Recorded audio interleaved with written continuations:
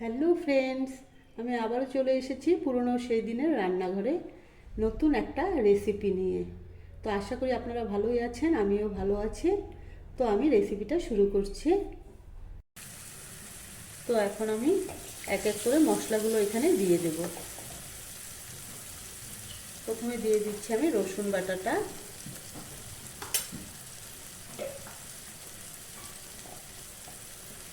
দিয়ে দিচ্ছি আমি পরিমাণ মতো ধনে গুঁড়ো, আর দিয়ে দিব আমি জিরে গুঁড়ো, দিয়ে দিব আমি সামান্য পরিমাণে কাশ্মীরি মির্চ,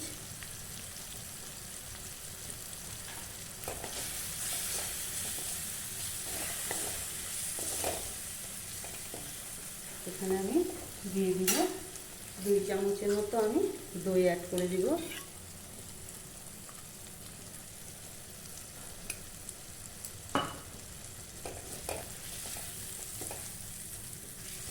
তো এখন আমি ভেন্ডিগুলো এখানে ঢেলে দেব, অ্যাড করে দেব। কিছু সময় আমি নাড়াচাড়া করে সামান্য পরিমাণে আমি জল দিয়ে ঢেকে দেব।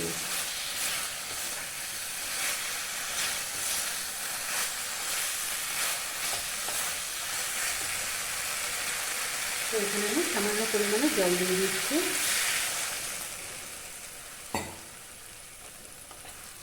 এখন এটাকে আমি 5 মিনিটের মতো ঢেকে রেখে দেব।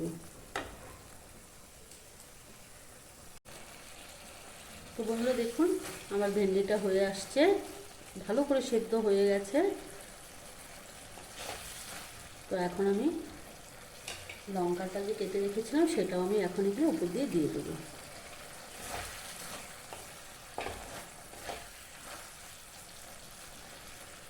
হয়ে গেছে আমার দই ভেন্ডি।